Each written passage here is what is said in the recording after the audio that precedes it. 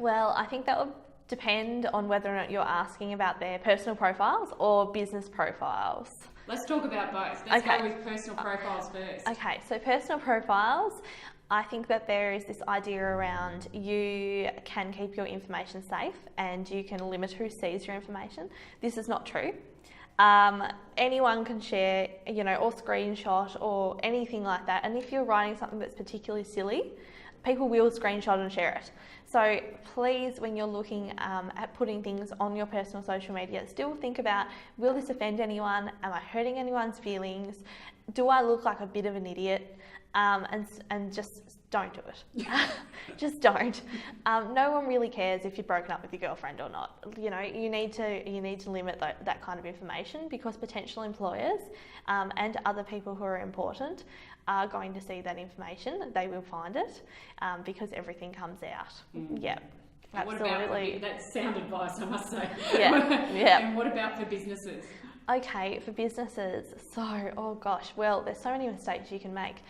So I think to begin with, you want to look at your content. So any content that you're putting up, you need to think about not what you like, what does your target market like? How would I speak to that person if they were in the room? And try tailoring that information and those pictures to what they will receive well. Often we write for ourselves and go, I think that is hilarious. Maybe your mum, if she's the target market, or your grandma, wouldn't. So you need to think about how you would speak to those people and what words they would like to hear, and target your content that way so it's going to be well received. So with content as well, you want to tell a bit of a story and get people engaged, but you don't want to go too over the top of lots and lots and lots of information. You can lead them off to your website. So that would be the starting point with good content. The other part of good content would be what's your hashtags. If you're on Facebook, a lot of statistics are coming out saying now too many hashtags is a bad thing. Instagram, it's a little bit of a different story. So that would be what to do with your content. The next part would be scheduling your content is a really great idea in business because it can save you a heap of time. So you're not doing it in real time every day going, oh, I know my target market's online at 4 o'clock on a Wednesday or 3 o'clock in the morning, depending. Make sure you're scheduling all that time in to save yourself some time.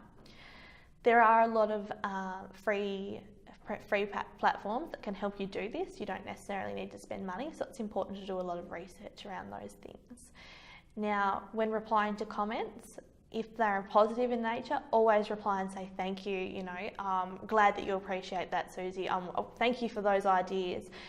If it's negative, the same. You wouldn't remove it unless it's defamatory or something like that. But you wouldn't remove it. You would validate and say, okay, I completely understand where you're coming from.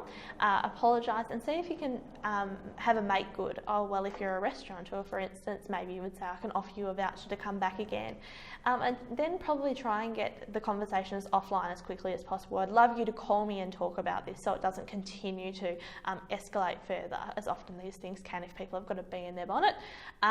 So that would be my recommendation with those. Other than that, with social media, I think it's definitely difficult depending on who you're trying to talk to. So those are just some basics sort of to get started, I think. Great. Yeah.